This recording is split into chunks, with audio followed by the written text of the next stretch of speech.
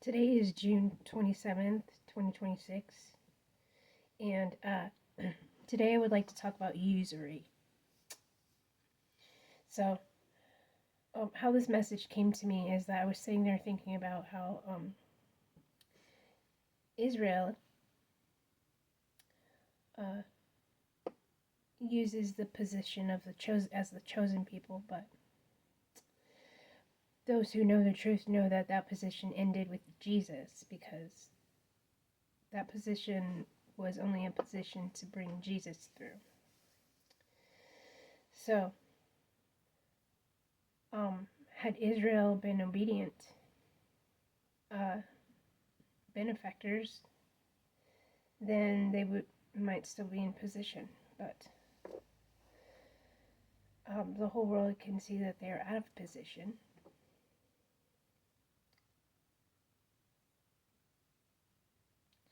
I'm starting from the book of Psalms, chapter 15, verse 1.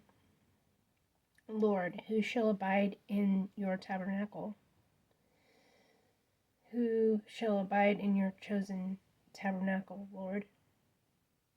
Who shall dwell in your holy hill? Well, verse 5 says, They that putteth not out their money to usury, nor taketh reward against the innocent, they that does these things shall never be moved. Well,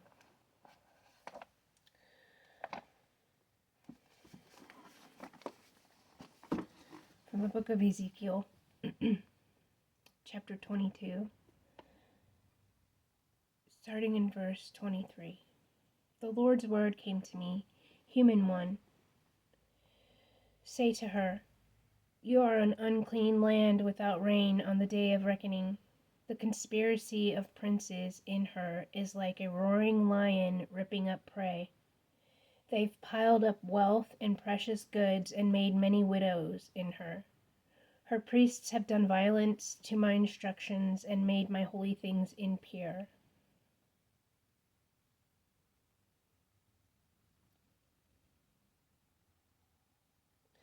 They have not clearly separated the holy from the ordinary, and they have not taught the difference between unclean and clean things.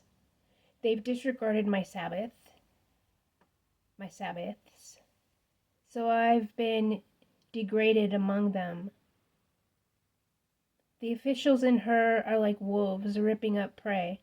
They shed blood and destroy lives for unjust riches. Her prophets have whitewashed everything for them, seeing false visions and making wrong predictions for them, saying, This is what the Lord God says, when the Lord hasn't even spoken.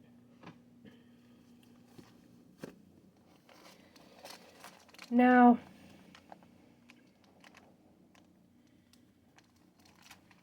I wanted to focus in right there where it says,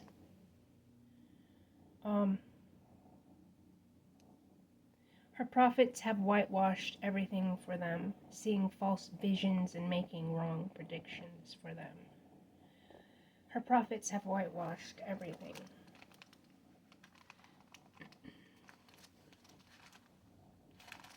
From the book of Matthew, chapter 23.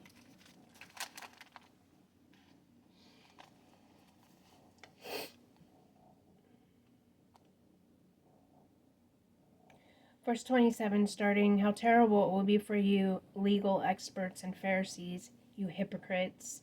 You are like white-washed tombs. They look beautiful on the outside, but inside they are full of dead bones and all kinds of filth. In the same way, you look righteous to people, but inside you are full of pretense and rebellion. So back to the book of Ezekiel, chapter 22.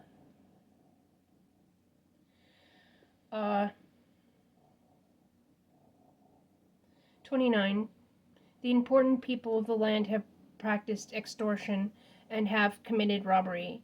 They've oppressed the poor and mistreated the immigrant. They've oppressed and denied justice. I looked for anyone to repair the wall and stand in the gap for me on behalf of the land, so I wouldn't have to destroy it, but I couldn't find anyone. So I've poured out my anger on them with my furious fire. I've finished them off. I've held them accountable. This is what the Lord God proclaims. Back to verse 1 of chapter 22 of Ezekiel. The Lord's word came to me. You human one, will you judge? Will you judge the bloody city? Then explain all her detestable practices to her. Say, the Lord God proclaims. The Lord God proclaims. City, self-destructive bloodletter, self-defiling idol maker. All the blood that you have shed in your punishment is your punishment. All the blood that you have shed is your punishment.